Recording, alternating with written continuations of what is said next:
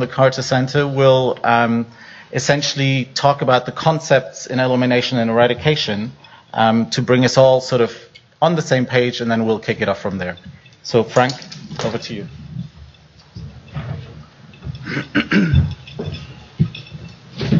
Good morning. Thanks for coming to the session. I don't know whether I was going to call this concepts in elimination or confusion in elimination. I think we know what we're talking about with eradication. Thomas Jefferson,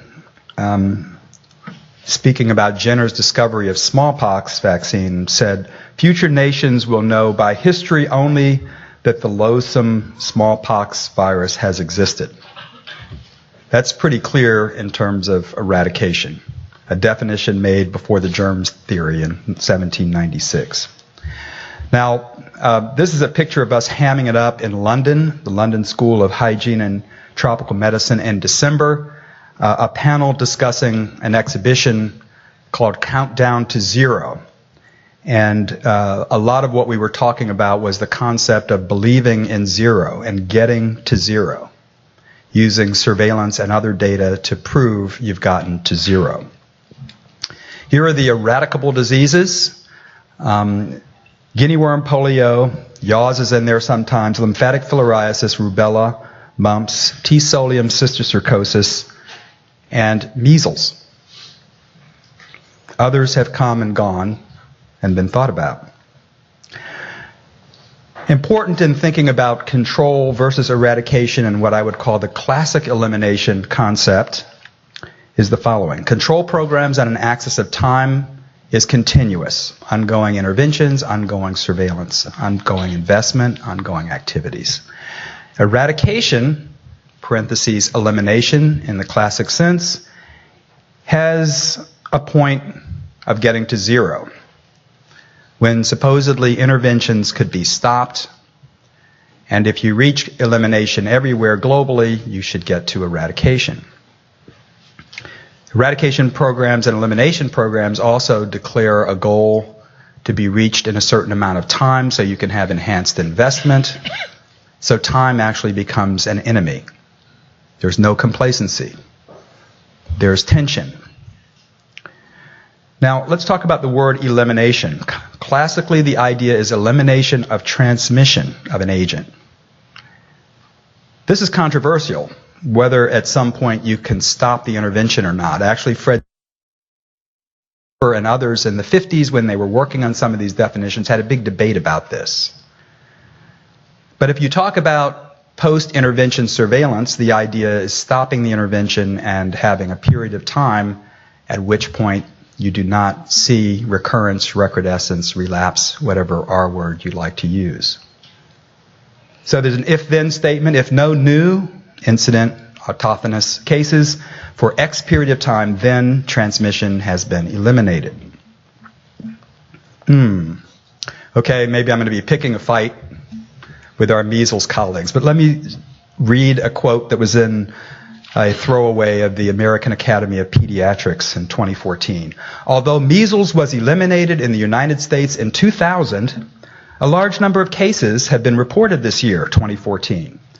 Elimination means that measles does not circulate year-round in the USA anymore. However, measles cases continue to occur every year in the US, ranging from a low of 37 in 2004. We declared measles eliminated from the region, I believe, in 2016. So these definitions must be looked at carefully and are not consistent. It reminds me of one of my favorite movies with Morgan Freeman, Shawshank Redemption. Near the end of the movie, Morgan Freeman was talking to the parole board after having been in jail for ages. And he was asked, "Are you rehabilitated?" It reminds me of a question, is it eliminated? And he replied, "Rehabilitated? It's a made-up word, a politician's word. What do you really want to know?" We know in the study of rhetoric, which used to be a major piece in liberal arts, in diplomacy, ambiguous language is a tool. Its skillful use on Sunday morning pundit shows or at WHO is seen as a talent. You can come together on less precise language. So elimination has become an enchanted word used to galvanize people, excite donors, and get money. However, I would propose to you that eradication remains a pure endeavor for which we do not confuse the outcome. It is zero. It's why people say, have we destroyed all the agents in the freezers? It's not supposed to be there anymore. No bug on board, no more parasites in people, and so it is a big burden of proof. There must be a preponderance of evidence, and there must be arguments to make the case. How do you prove a zero has always been a very difficult concept. Now, WHO, we know, is an instrument for achieving global consensus on health-related priorities, policies, norms. Pretty clear under WHO certification procedures for polio and for guinea worm, a formal process, international commissions. But then there are the elimination words. Elimination of transmission, elimination as a public health problem, elimination as an impediment to socioeconomic development.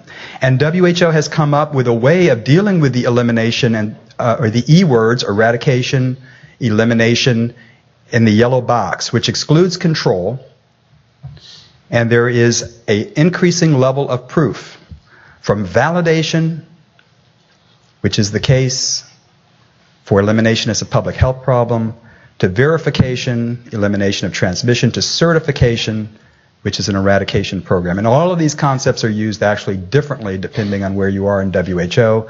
I am reciting what's happening in the field I know best in the neglected tropical diseases. Now, we all remember the Watergate scandal and the informant Deep Throat who said, "Follow the money." Well, I would propose if we're going to understand what's happening, we need to follow the metric.